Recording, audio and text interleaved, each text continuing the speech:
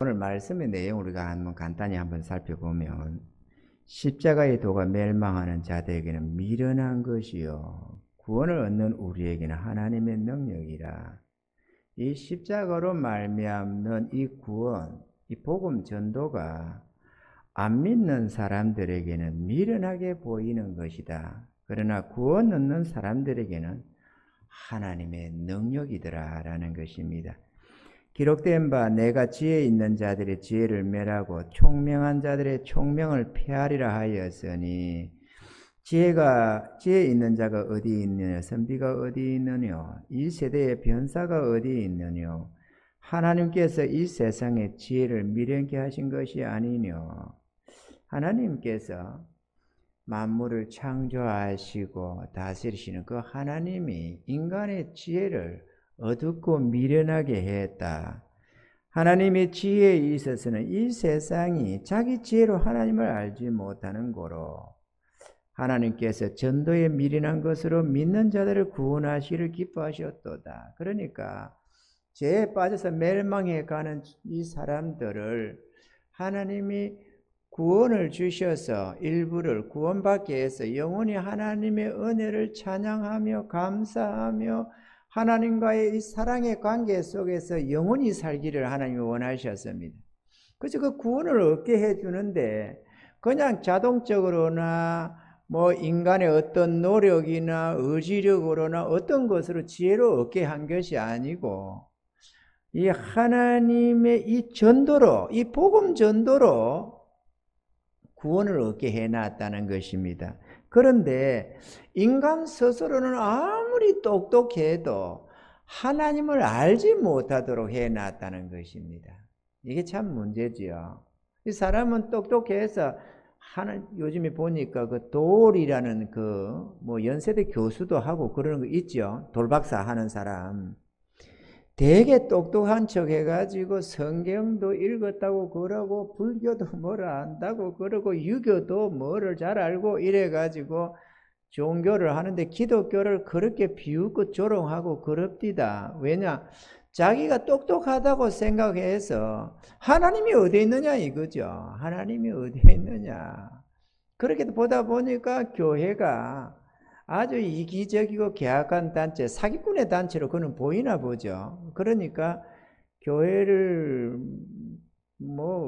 모독하고 목회자들을 모독하고 막 그렇게 비웃고 조롱하고 그럽디다. 이번에도 본다 보니까 참 안타까운 사람이구나. 자기는 똑똑하다고 생각하는데 또 하나님이 그렇게 해놨다고 말을 하잖아요. 스스로 지혜로운 척하면 하나님의 복음을 받을 길이 없다는 것입니다. 겸손히 주의 복음을 듣는 자들에게 눈을 열어주고 깨달음을 주시고 그렇게 해서 회개케 해서 그 죄에서 사함받게 해놨다는 것입니다. 하나님께서 전도에 이 미련스럽게 보이는 것, 세상의 사람들이 볼 때에 이거 말도 안 되는 소리 같고 이렇게 보이는 이 전도에 미련스러워 보이는 이것으로 믿는 자들을 구원하기를 기뻐하셨도다. 유대인은 표적을 구하고 헬라인은 지혜를 찾으나. 유대인은 어떤 자들이냐? 오늘날 치면 기독교인들입니다. 이 유대인들, 하나님을 믿는 그 아브라함의 자손들인데요. 이들은 하나님께서 메시아를 보낸다고 하는 이 대망의 메시아 사상을 가지고 언젠가 자기 민족을 구원하러 오시는 구세주가 있다고 그걸 믿고 기다려 왔습니다. 그리고 율법 속에는 모든 이 메시아 사상이 그 안에 들어있고 이 이스라엘이 하는 그 모든 제사 의식 속에도 메시아가 있습니다. 가령 유월절 가면 예수님의 보혈의 피를 상징하는 이런 것으로 구세주 하나님의 어린 양이 온다는 것도 그들은 알고 있었죠.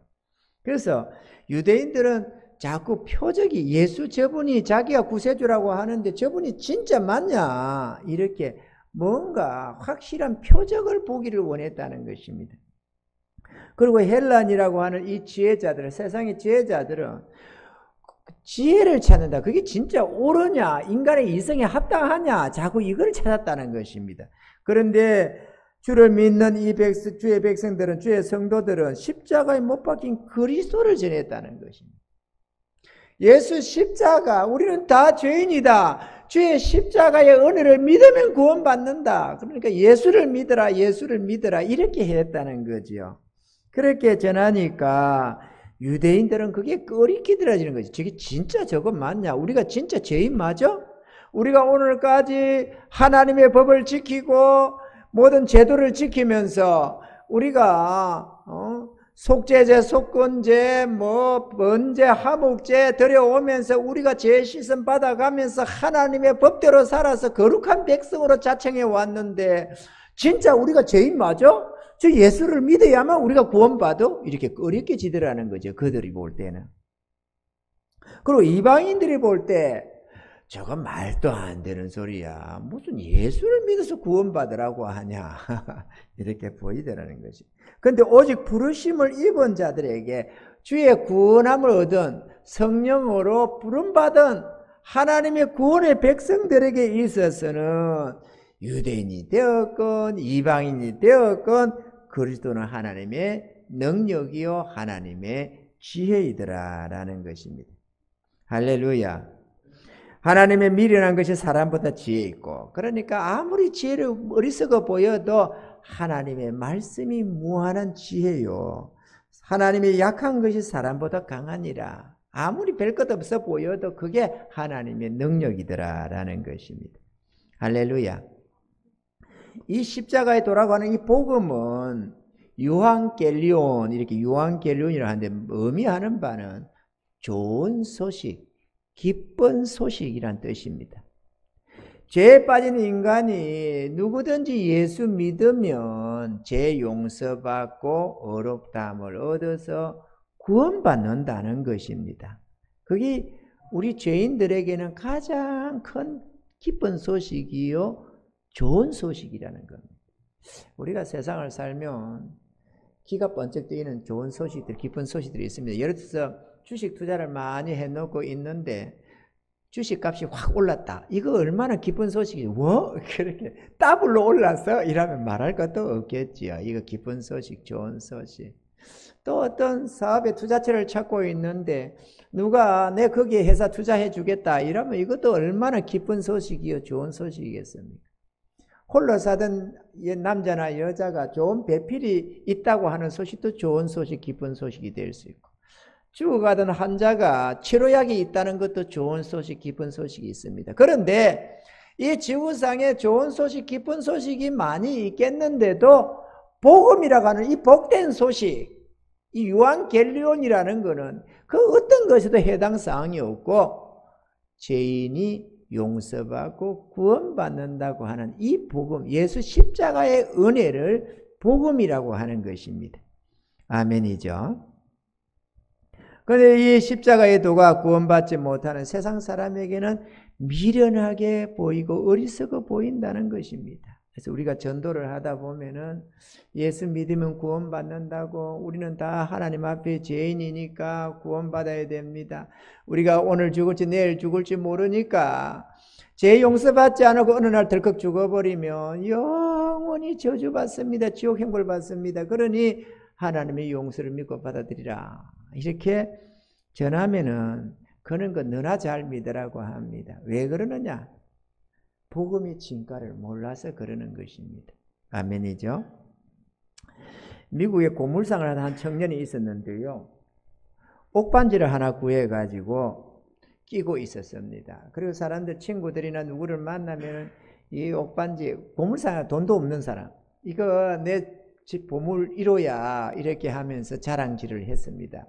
그게 뭐 대단한 것도 아니고 그냥 옥반지 하나 쭉 차고 있었던 거죠. 쭉 가지고 어디 좀 사가지고 헐값에 사가지고 그러고 있었는데, 그러다 보니까 사람들이 씩 웃으면서 그래 그게 네 보물 1호야 이러면서 웃고 말았습니다.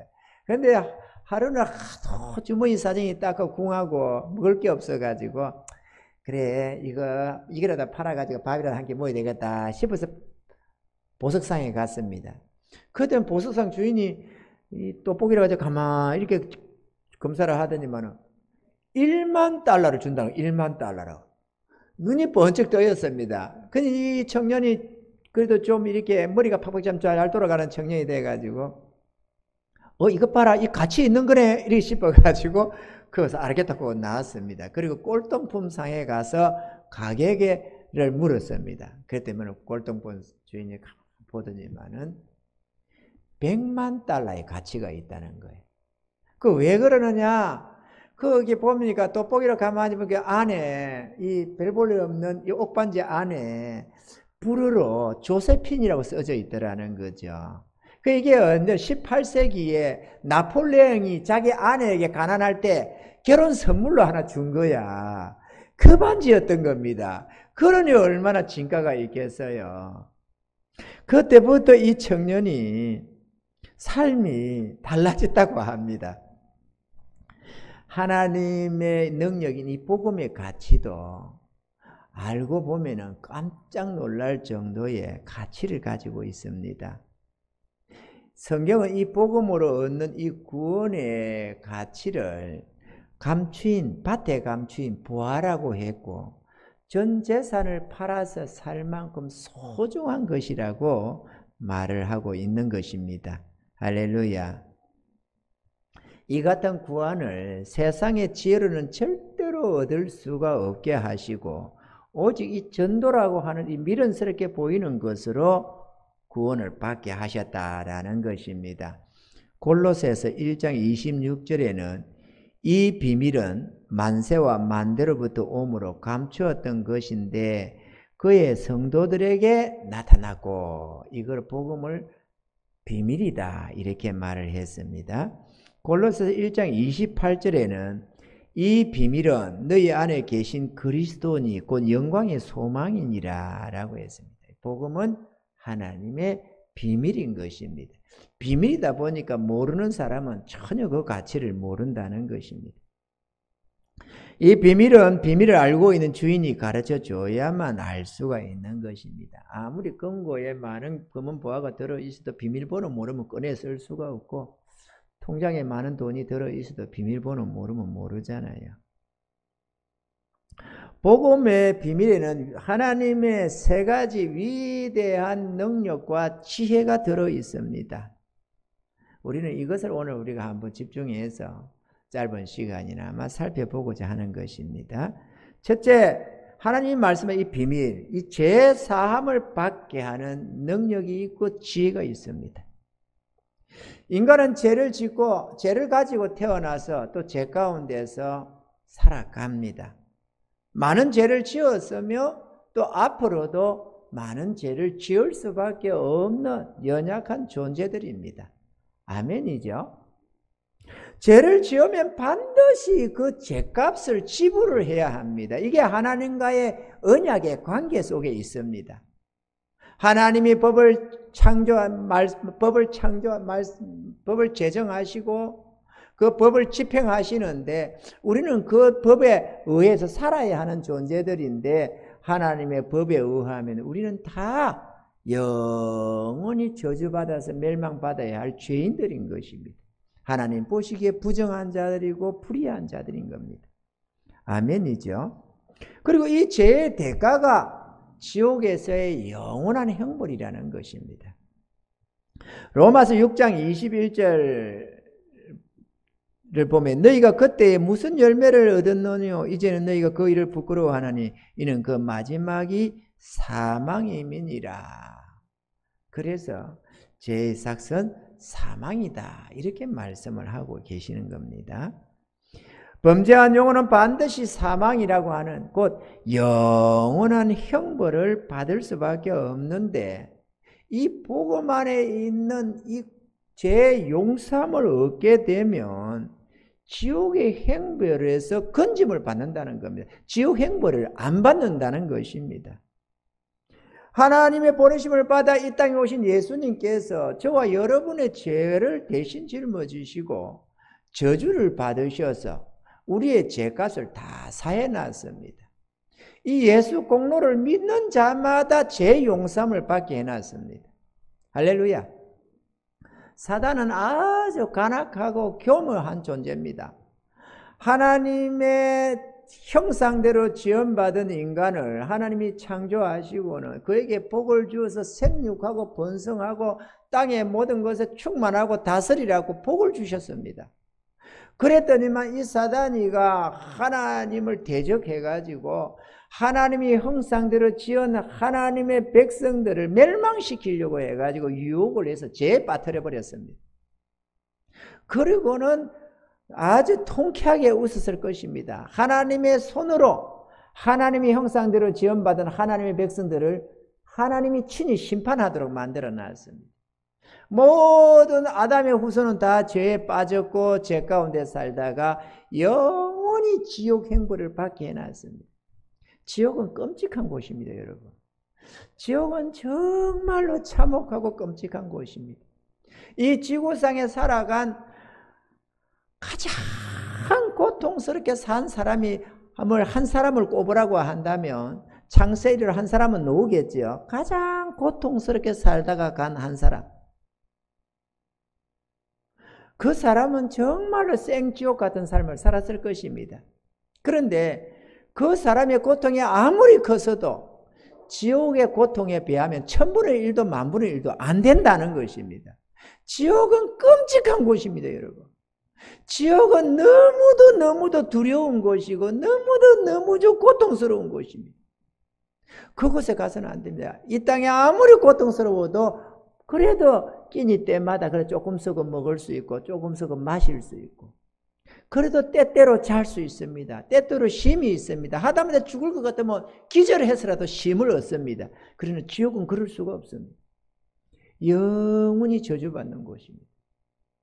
사단이가 모든 인생을 지옥에 빠뜨려 놓고는 절대적으로 지옥에 들어갈 수밖에 해놓고는 그렇게 통쾌하게 웃었습니다. 그런데 이 하나님의 능력, 하나님의 지혜를 간과했던 것입니다. 하나님은 예수 그리스도를 이 땅에 하나님의 이신 그분이 이 땅에 보내셔서 자기를 죽임으로써 이 죄에서 용서받게 해놔버렸습니다. 그리고 그 은혜를 믿는 자마다 조건 없이 구원을 줘버리는 것입니다. 그러니까 죄를 지었기 때문에 반드시 죄의 심판을 받는 게 하나님의 공인데 절대로 벗어날 수 없다고 생각했는데 확신했는데 하나님이 당신의 그 넘치는 사랑으로 자기를 십자가에 죽여버림으로써 죄에서 벗어나게 만들어버렸다는 것입니다. 하나님이 죽으신 거예요. 죽을 수 없는 분이 죽었어요. 어쩌자고? 우리를 살려주시려고. 이 은혜를 알아야 됩니다, 여러분. 그냥 믿습니다 하고 감동 없이 살지 마세요, 여러분. 좀 생각을 기울이시고 하나님의 은혜 앞에 좀 겸허하게 주의 십자가를 바라보세요. 그 십자가가 나하고 관계없는 게 아니라 나 때문에 죽어 있다니까 십자가에 처참한 저주를 받고 계신다니까요. 저는 교회를 하면서 다니면서도 전혀 십자가의 용서와 사랑을 몰랐습니다. 그냥 말을 하니까 그러나 보다 그러고 살았습니다. 그러다가 어느 날 주님이 깨닫게 주셨습니다. 저 십자가가 나하고 무관한 줄 알았는데 내 죄 때문이었구나. 예수님의 저 십자가는 나 때문에 당하는 것이구나. 그걸 깨달았습니다. 깨닫고 나니까 눈물이 절절절절 흐르는데 주체가 안 됐어요. 주체가 안 됐어요. 그렇게 통곡해 보기도 그렇게 쉽지가 않았습니다. 저희 어머니 돌아갈 때 그렇게 통곡해 봤습니다만 그걸 보면서 어머니 돌아가시는 걸 보면서 내가 많이 울었습니다만 그래도 그거 한 번 울고 말았습니다. 주님의 십자가 앞에는 수시로 눈물을 흘렸습니다. 정말로 그냥 주체가 안 되더라고. 여러분 주님 앞에 서봤습니까? 십자가 아래에 가봤습니까, 여러분? 그냥 머릿속에서 그런가 보다 그거 말고 영적으로 정말 주님의 십자가 앞에 나가봤느냐고, 여러분. 여러분은 죄를 대신 짊어지고 참혹하게 피 흘려고 계시는 그 주님의 그 사랑 앞에 한번 서봤습니까, 여러분? 서보셔야 합니다. 그 고통 속에서 비참하게 비웃음을 당하는 그 하나님의 그 은혜를 한번 봐야 됩니다, 여러분. 인간이 아니라 하나님이신 그분이 인간의 몸을 입고 오셔서 나 살리겠다고 주고 가시는 그 하나님의 사랑을 한번 봐야 됩니다, 여러분. 그래야 눈물이 납니다. 그 메말라버린 이 눈물에도 눈물이 줄줄줄 흐르게 되어 있습니다. 그가 왕이든 비천한 종이든 관계없습니다. 그 사랑을 깨닫는 자마다 통곡의 눈물을 흘리게 되어 있습니다. 회개하게 되어 있습니다. 내가 잘못 살았노라고. 저도 그랬습니다. 어렵게 선하게 산다고 생각했던 내가, 양심껏 산다고 생각했던 내가, 자부심을 가지고 살던 내가, 그 주님이 십자가 앞에 서니까 내가 죄인이라고 가슴 치면서 회개했습니다. 내가 잘못 살았노라고 용서해달라고 회개했습니다. 주님이 그 사랑을 봐야 합니다, 여러분. 이거는 하나님의 능력이요, 하나님의 지혜입니다. 할렐루야. 그렇게 해서 우리 죄를 다 속하는 겁니다. 반드시 지옥에 갈 수밖에 없었던 운명이었는데, 멸망할 수밖에 없는 운명이었는데, 이 복음을 믿음으로 멸망에서 건진받고 영원한 지옥 행불에서 건진받는 것입니다. 할렐루야. 이 죄 용서는 이미 지은 죄값을 용서받는 것은 눈물로도 안 되고 돈으로도 안 되고 어떤 인간의 노력으로도 불가능합니다. 오직 하나님의 능력인 이 복음에 의해서만 죄 사함 받고 구원받는 줄 믿으시기를 바랍니다. 둘째로, 복음에는 어가 없는 불의한 우리들에게 의를 얻게 하는 하나님의 지혜와 능력이 있습니다. 하나님이 보실 때 우리는 토한 배설물보다 더 더러운 인간들입니다. 우리의 마음은 계약합니다. 여러분 스스로 좀 그래도 선한 척하고 있지만 하나님의 형상에 입각해 해서 우리 자신을 한번 보면은 정말로 추하디 추한 인간입니다. 여기서 온갖 범죄가 다 일어나거든요. 시기, 질투, 미움, 정오, 탐욕, 온갖 것이 여기 다 있거든요. 그런데 이게 하나님의 형상인 줄 착각하지 마세요. 이거는 사단의 형상입니다. 하나님의 형상은 천사의 마음입니다. 거기는 불의가 아무것도 없습니다. 그렇게 지어놨어요, 원래 우리를 천사처럼. 그런데 죄에 빠지고 나니까 이 마음에 오염이 돼가지고 죄된 것이 노는 겁니다. 지금 우리가 자연스럽게 저지르는 이 마음, 자연적인 이 마음은 범죄해가지고 타락한 마음이라니까요.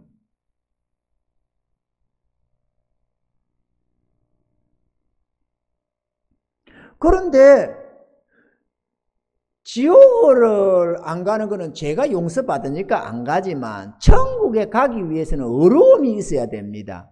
하나님이 심판의 날에 너 의인이야 이렇게 해야만 천국 가는 거거든요. 그런데 우리가 의인이 아니잖아요. 죄를 무수하게 지었는데 어떻게 의인이 됩니까? 불의자입니다. 우리는 더러운 죄인입니다. 만물보다 부패한 것이 인간의 마음이라고 어려서부터 그 생각이 악하다고 주님 말씀한다고 그거죠. 이해가 되십니까? 우리는 다 죄인들입니다. 의인이 될 수가 없습니다. 그러니 당연히 천국은 절대로 못 갑니다. 어렵고 거룩한 백성들을 위해 준비한 천국이지만 저와 여러분들은 절대로 갈 수가 없습니다. 그런데 이 복음 안에 그 능력이 있다는 것입니다. 우리 인간이 하나님이 보실 때 너는 완전한 의인이야 라고 인정을 받기 위해서는 두 가지 방법이 있습니다.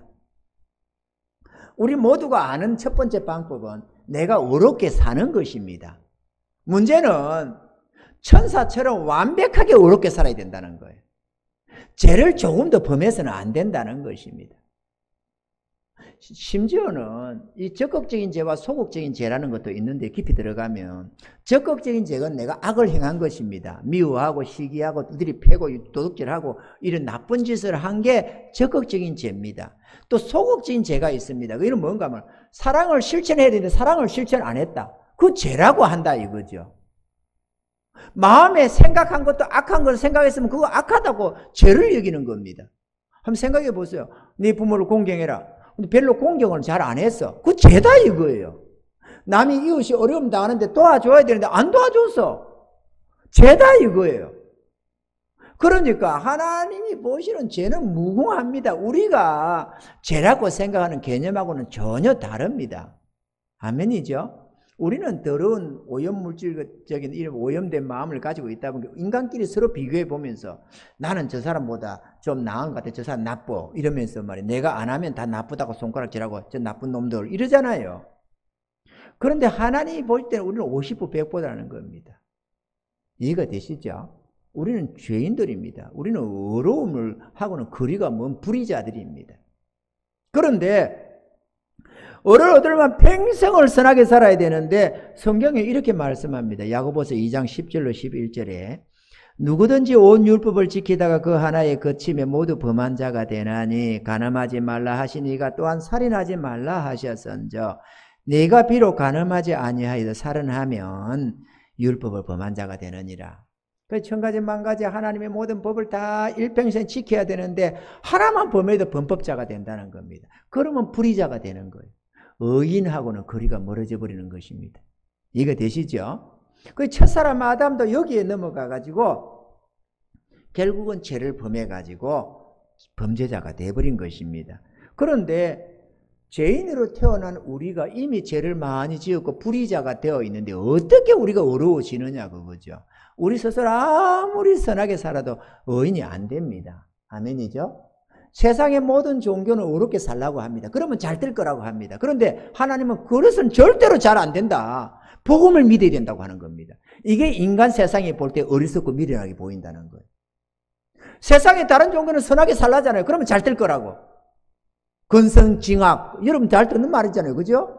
인간은 율법 정신을 가지고 있습니다. 그래서 선하게 살면 잘 될 거라고 생각합니다. 그래서 선하게 살아야 된다. 선하게 살아야 된다. 착하게 살아라. 착하게 살아라. 그렇게 하는 거예요. 그런데 하나님은 착하게 산다고 착해지는 게 아니다. 너희는 이미 죄인이다. 오직 어려움을 얻는 것은 복음을 믿는 수밖에 없다라고 한다는 거죠. 이해가 되시면 아멘. 복음에는 위대한 하나님의 능력과 지혜가 있습니다. 그래서 첫 번째 죄짓지 않고 평생 선하게 사는 것, 어렵게 사는 것, 이거는 이미 땡 우리는 자격이 없어졌습니다. 그러면 두 번째 의를 얻는 길은 어떤 것이냐? 천국은 가야 되니까. 아멘이죠? 복음 안에 있는 하나님의 의를 믿고 받아들이는 것입니다. 이거는 그냥 선물로 주는 걸 받는 것입니다. 그러니까 내가 노력해서 얻을 수도 있고, 가령 나에게 돈이 필요한데 어떤 돈이 필요하다. 아니면 차가 한 대 필요하다. 차가 한 대 필요하고 꼭 필요한데 내가 죽으라고 돈 벌어서 차를 살 수 있겠죠? 그죠? 차를 살 수 있지. 방법은 내가 돈 벌어서 살 수 있어요. 그런데 내가 돈 벌 길이 없어. 그래서 차를 못 샀어. 그러면 누가 선물로 주면 내가 얻을 수 있어요. 그래서 마찬가지로 우리가 의를 얻어야 되는데 내 노력으로는 못 얻어. 절대로 불가능해졌어. 그러면 또 하나의 방법은 누군가가 선물로 주면 얻을 수 있어. 그래서 이 선물이 복음 안에서 하나님 주는 선물이라는 거예요. 값없이 주시는 의로. 이해가 되시면 아멘. 두 가지의 방법이 있습니다. 의를 얻는 방법. 내가 노력해서 선하게 살아서 어렵게 살아서 의를 얻는 방법.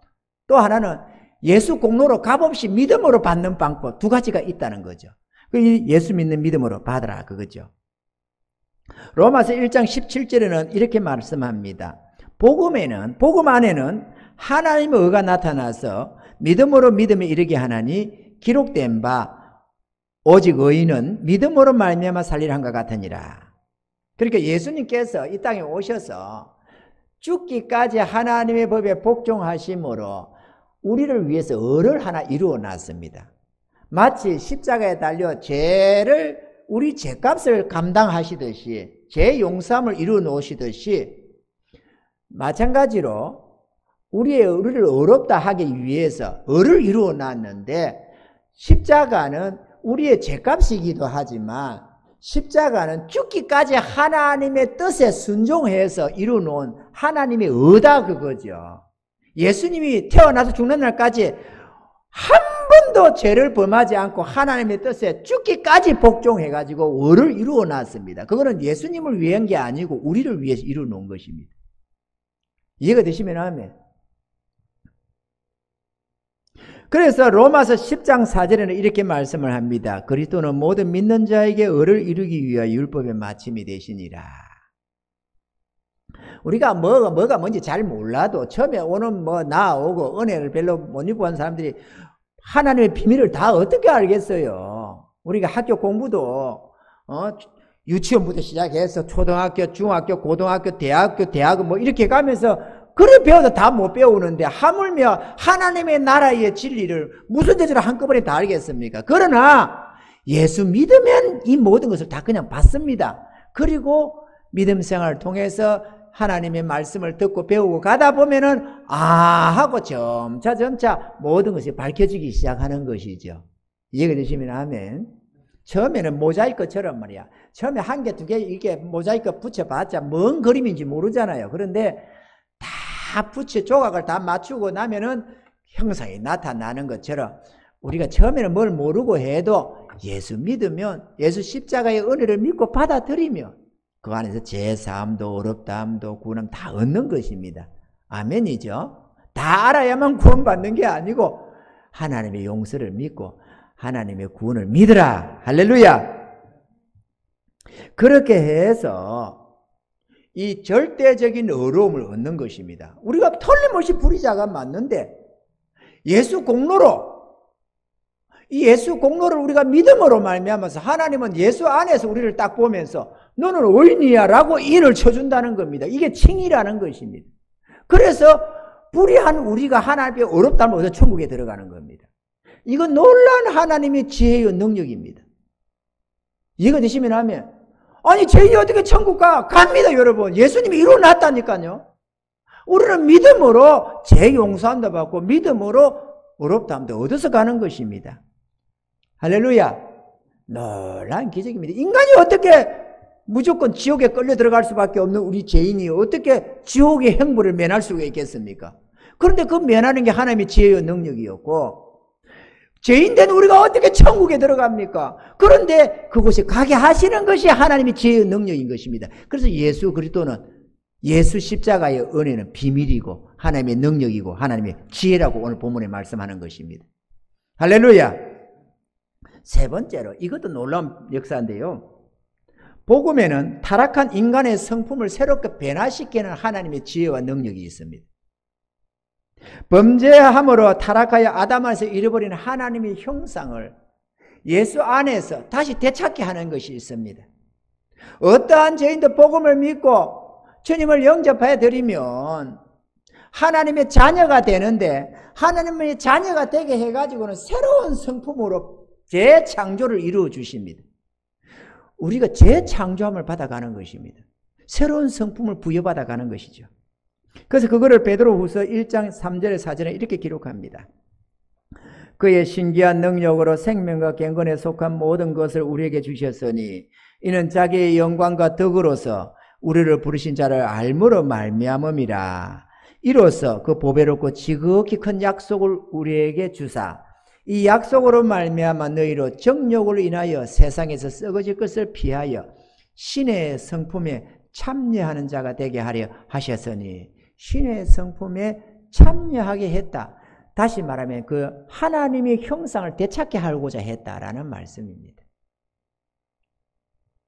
성품의 변화는 죄인된 인간, 이 피조물인 인간이 스스로 바꿀 수가 없는 본성적인 마음입니다. 이해가 되시면 아멘. 사람이 어떻게 자기 성품을 변화시켜요? 우리는 피조물인데. 그거는 하나님의 창조에 속한 것이거든요. 그런데 그 창조에 속한 그것을 하나님이 우리 삶 속에서 이루어주는 것입니다. 그러니까 교회에 들락날락 한다고 되는 게 아니고 실질적으로 예수 그리스도를 나의 구주로 모셔드리면 예수님의 영이신 성령이 내 안에 오셔서 우리의 순종을 통해서 변화시키게 한다. 우리의 성품을. 그러니까 너희는 세상의 빛이요 소금이라 라고 할 때에 그냥 우리가 빛이고 소금인가 보다 그렇게 되는 게 아니고 재창조해서 새로운 성품을 얻게 하기 때문에 그리 되는 것입니다. 이거 되시면 하면 그 전날에 음지의 성품이던 것이 양지의 성품이 되고 전날에 마귀의 형상이던 성품이 하나님의 형상인 성품으로 바뀌어진다는 겁니다. 이게 성화라는 것입니다. 교회에서의 신앙생활 속에서 이거를 이루는 것이 하나님의 목적이기도 합니다. 그러니까 그냥 교회에 등록하고 그냥 적당하게 교회에 다니는 이 생활이 되지 말고 이렇게 확실하게 믿고 구원받아 뿐만 아니라 주님을 순종해서 이 성품을 변화받아 가야 된다는 것입니다. 이 마귀의 형상을 가지고 살려고 하지 마세요. 우리 마귀하고 뭐 하면 기분이 되게 나쁜데 우리의 본연의 모습이 마귀의 형상이라니까요.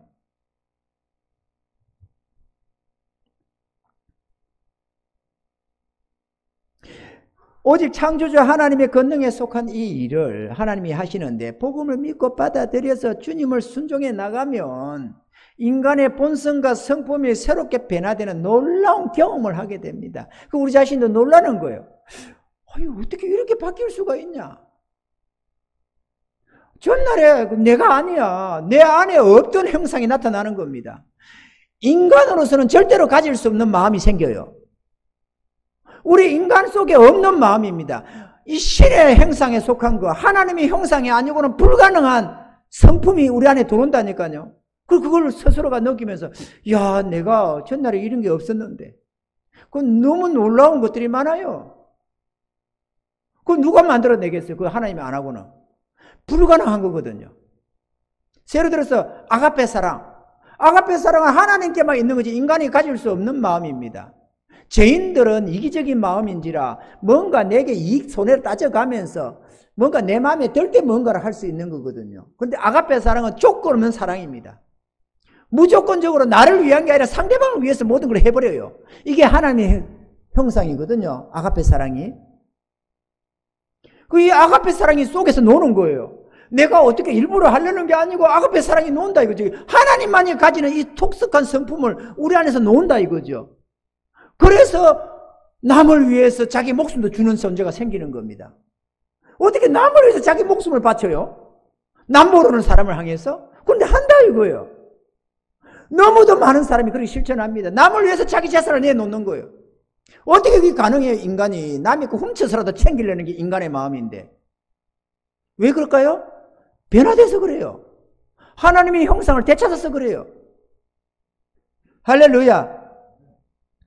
그래서 이 성품이 변화되어 가면서 우리 주의 말씀처럼 영혼이 잘 되면 범사가 잘 된다고 심령이 변화되니까 이제 이기적인 속성들이 사라지고 하나님의 형상들이 나타나기 시작하는 겁니다. 그러다 보니까 모든 게 좋아져요. 첫째, 부부관계가 좋아져요. 전날에 원수같이 살았을지라도 좋아져요.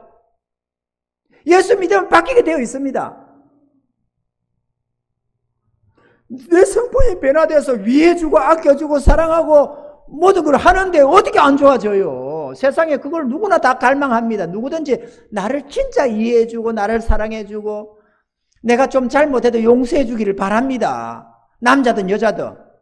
그런데 남편이 믿으면 아내에게, 아내가 믿으면 남편에게 한다 그거예요. 그렇게 변화가 되어요. 하나님이 이 사랑을 느끼게 되면 깨닫게 되고 하나님의 성령으로 변화받게 되면 바뀌게 되어 있습니다.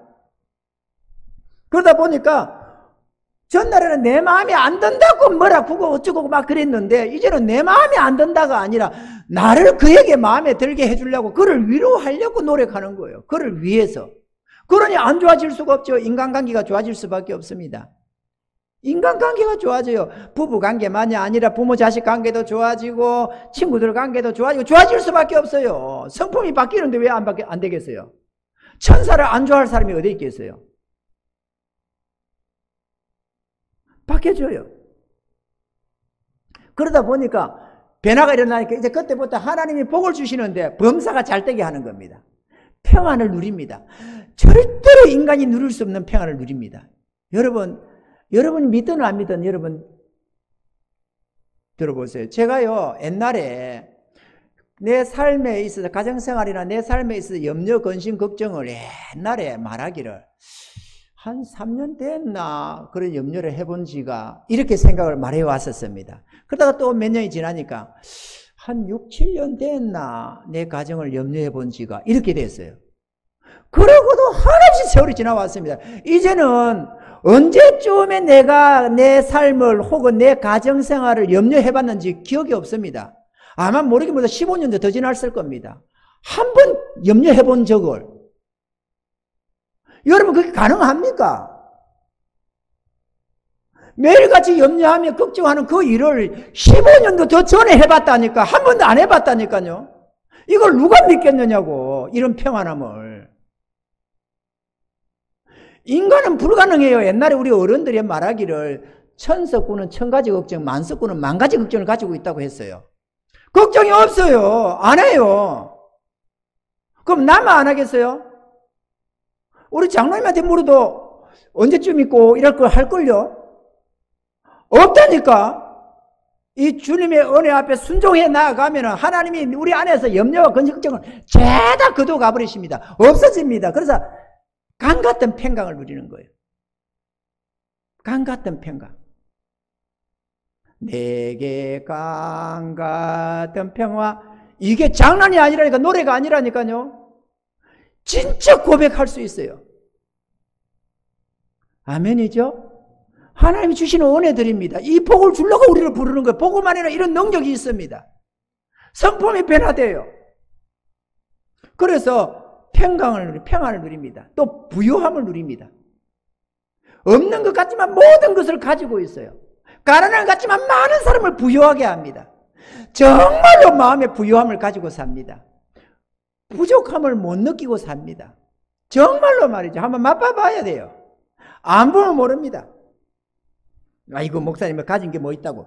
가진 게 있건 없건 관계없어요. 부유함을 누립니다. 전능자가 모든 필요를 공급하는 걸 잘 알고 있어서 없어도 든든합니다. 여러분 한번 생각해 보세요. 여러분 통장에 100억이 들어있는데 지금 현재 돈이 없습니다. 그러면 궁핍을 느낍니까? 안 느낍니까? 안 느껴요. 왜? 100억이 있으니까. 전능하시니까 지켜주는 걸 알기 때문에 없어도 든든해요. 걱정 없어요. 내일 걱정 안 해요. 진짜 걱정 안 해요. 근데 이런 은혜를 아는 성도들이 별로 없어요. 요즘 세상에. 왜? 자기 하나님을 너무 몰라요. 그냥 교회만 다녀. 그냥 예수 믿는다고 입에 발리는 신앙생활을 하는 거예요. 자기 하나님을 너무 몰라. 하나님을 준다는데도 안 믿어요. 안타깝잖아요. 복음에는 이 어마어마한 능력이 있는데 잘 몰라요. 그래서 우리 하나님이 넘치도록, 사실 오늘 저녁에 전할 말씀이 그런 부분의 말씀이거든요. 저녁에도 좀 나와봐요. 하나님의 복 좀 받아봐요. 좀 이렇게 기본적인 이런 지식만 받지 말고 좀 정말 우리 삶에 복 주시는 하나님의 은혜를 한번 봐봐요. 좀 들어야 알지, 안 하면 모릅니다. 여러분 스스로 못 깨닫습니다.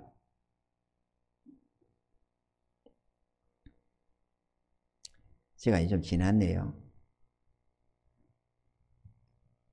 지존파라고 하는 1994년에 세상을 떠들썩했던 존재가 있었는데, 그들이 그 흉악하던 자들, 정말로 담력을 기르겠다고 자기들이 죽인 사람을 뜯어먹기까지 했던 그 존재들, 그 7명이 이 사랑의 교회 이재명이라는 한 성도가 하나님의 사랑으로 끊임없이 영치금도 여주고 편지도 쓰고 찾아도 가고 끊임없이 거절을 당하면 또 하고 또 하고 또 하고 또 하고 했더니만 그들이 이 복음을 믿고 받아들였어요. 그리고 변화가 되었습니다. 놀랍더라. 모두가 7명 모두가 다 받아들였는데요. 이렇게 기록을 하고 갔습니다. 그 중에 김현양이라는 사람이 이재명에게 쓴 글입니다.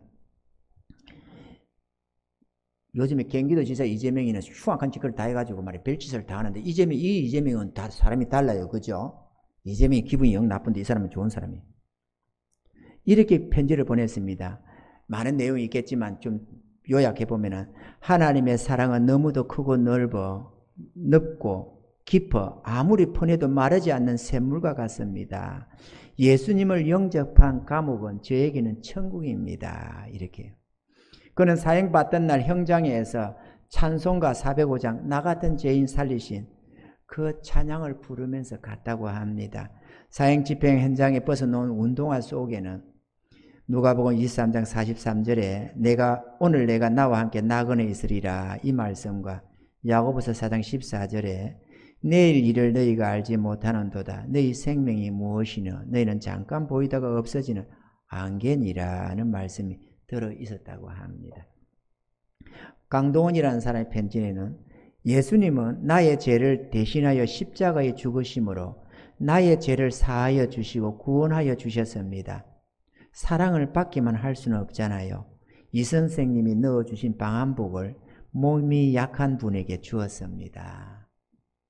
이 이재명이라는 사람이 겨울에 춥다고 방한복을 넣어줬는데 그것을 자기가 안 듣고 다른 약한 사람에게 선물을 줬다. 나도 어떻게 끊임없이 사랑을 받기만 하냐. 그 흉악한 자들이 말이죠. 그렇게 받겠다는 것이죠. 두목인 김기환은 자기의 시신을 의과대학 실습용으로 기증을 하고 죽었습니다. 성품이 변화되면 삶도 자연스럽게 이렇게 바뀌는 것입니다. 교도관조차도 교도소 밥이 아깝다고 하던 그 악맹 높던 기존파도 이재명이라는 성도가 전해준 이 복음을 듣고 삶이 변화되어 회개하면서 이 세상을 떠나갔다는 것입니다. 그래서 먼저 구원받은 성도들은 불신자를 만나면 예수 믿으라고 교회 가자고 그렇게 강권하는 것입니다. 복음을 믿고 제대로 된 믿음 생활을 하시길 바랍니다. 아멘이죠. 그냥 하나님과의 거리를 두고 자기를 사랑하셔서 죽기까지 하신 주님이신데 그분을 거리를 두고 저만치 계세요. 내가 적당하게 믿어드릴게요. 그렇게 하지 말고 그러면 하나님의 은혜가 내게 오지를 못해요. 포도나무 가지가 줄기에 딱 붙어 있어야만 열매가 맺히지. 나를 떠나서는 내가 열매 없다. 삶이 궁핍하고 괴롭고 힘들고 고통스러울 수밖에 없다. 그렇게 하잖아요. 좀 주님 안에 쏙 들어와가지고 좀 은혜를 좀 은혜답게 한번 받아보세요. 그리고 이렇게 좀 간정도 하고 찬양도 하고 좀 해보세요. 좀 안 믿는 사람에게 봐라 예수 믿으니까 나는 이렇더라. 좀 자랑질도 할 수 있도록 말이죠. 넘치는 은혜도 한번 맛봐봐요. 하나님이 어떤 사랑으로 우리에게 은혜를 베푸시는지. 결론입니다. 왜 우리가 복음을 믿어 구원을 받아야 합니까? 우리는 지옥 형벌을 받아야 마땅한 죄인들이기 때문에 죄 용서 받아야만 합니다. 우리는 내일 죽을지 오늘 죽을지 언제 죽을지 모릅니다. 죽으면 다시는 용서함이 없습니다. 지옥은 정말로 두려운 곳입니다. 영원히 형벌받는 곳입니다. 물 한 봉을 음식 하나 입에 들어가지 못합니다. 한숨에 잠도 잘 수 없고 기절하고 쓰러지는 법도 없습니다. 영원히 고통스럽게 당하는 곳이 지옥 형벌입니다. 감각은 다 살아서 처절하게 뜨거움과 고통을 당합니다. 이 느낌은 다 살아서 처절하게 두려움 속에서 벌벌 떨면서 살아야 합니다. 죽을래야 죽을 수가 없는 곳, 그것이 지옥입니다. 못 죽으니까 영원히 저주를 받는 거예요. 그것이 어떻게 갑니까, 여러분? 이 하나님 주시는 값없는 용서를 내버려 두고 고집 부리다가 왜 그 길을 가야 됩니까? 회개하고 돌이켜서 구원을 받아야지. 누구든지 죄 용서해 달라고 회개하면 다 용서해 준다는데 예수를 믿어 용서 안 받고 구원 받으라는데 그거를 거절할 이유가 어디 있느냐고요.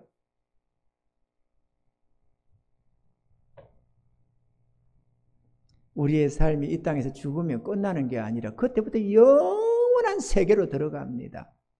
그 세계는 두 가지 세계가 있습니다.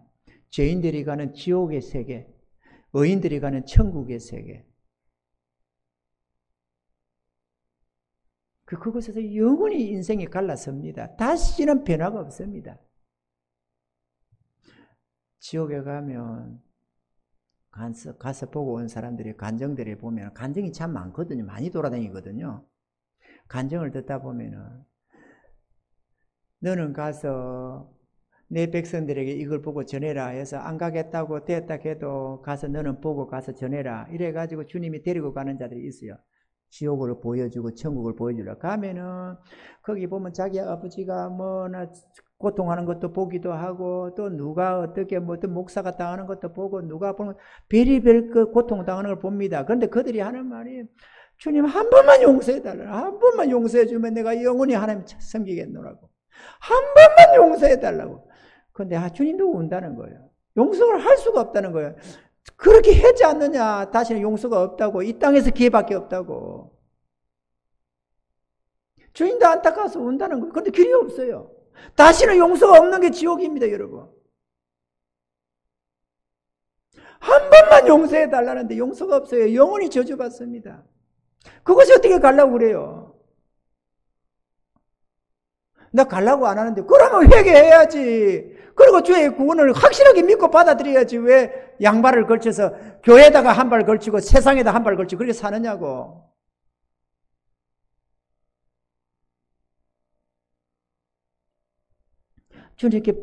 주님의 은혜 속으로 쏙 들어가야 주님이 마음껏 축복해 줄 것 아니에요. 우리의 성품도 변화시켜 주시고 우리의 삶도 변화시켜 주시고 하늘의 위로를 쏟아부어 줄 것 아니냐고.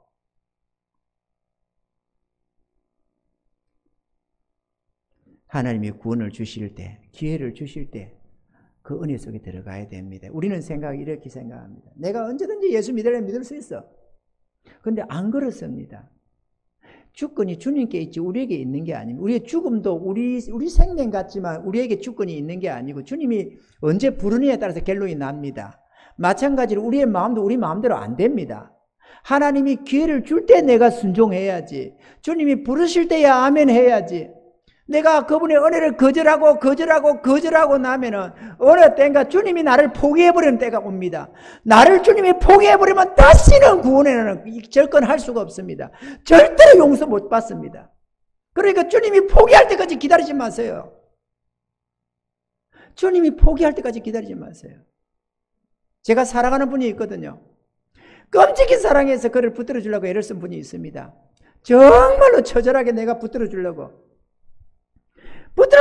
붙들었는데 그가 끝까지 거절하면서 엉뚱한 짓거리를 했습니다. 그런데 주님이 어떻게 한 줄 아십니까? 나아라 그랬어요. 나아라.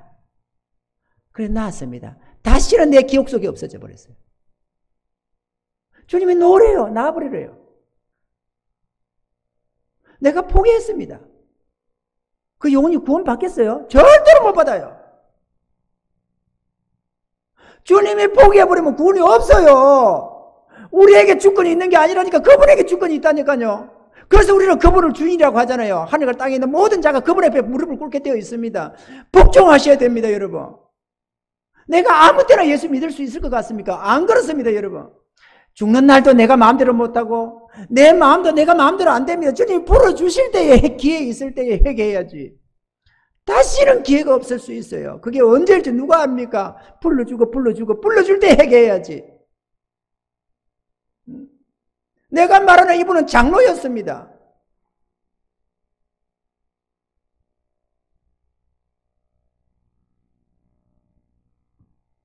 권사였고요. 근데 하나님이 내버리래요. 하나님이 놔버리래요. 그거 끝났어요. 내가 얼마나 이분들 앞에 마음을 쏟은지 모릅니다, 여러분. 그리고 내 마음에서 싹 걷어가서 단 한 번도 그들을 위해서 기도 안 했습니다. 하나님이 나와버리고 그래요. 성경에 봐봐요. 하나님이 사울 왕을 택하셨는데 처음에는 성령도 부어주시고 은혜도 주시고 새 마음도 얻고 예언도 하고 그랬어요. 왕으로 세워줬습니다. 기름 부어서. 그런데 하나님의 뜻을 2번, 3번 거절하니까 하나님이 그를 버려버렸습니다. 그리고는 사무엘 선지자가 사울을 놓고 기도를 하니까 저를 놓고 기도하지 마라. 나는 저를 버렸다. 너는 절대로 저를 위해서 기도하지 마라. 하나님 버려버린다니까요. 버려버리면 끝입니다, 여러분. 여러분 버리면 어떡해요? 하나님이 사랑이라고요? 사랑 맞아요. 끝까지 참으십니다. 그러나 그분의 은혜를 거절하지 마세요. 우리가 부족해서 연약해서 하는 것은 괜찮지만 그분을 슬프시게 하고 그분의 은혜를 거절하면 언젠가 버림받습니다. 그러면 다시는 길이 없을 수 있습니다. 그 두려운 줄 알아야 됩니다. 영원한 생명을 얻으셔서 우리 모두 저 아름다운 하나님 나라에 가서 영원히 왕노릇하면서 기쁨과 즐거움을 누리는 그 영원 무궁한 행복을 맛보는 우리들 되기를 바라고 무엇보다 이 땅에서 주님의 돌보심 속에서 이 평안을 맛보고 이 부유함을 맛보고 이 행복을 한번 맛보면서 살아가시는 은혜가 있기를 주님은 축원합니다.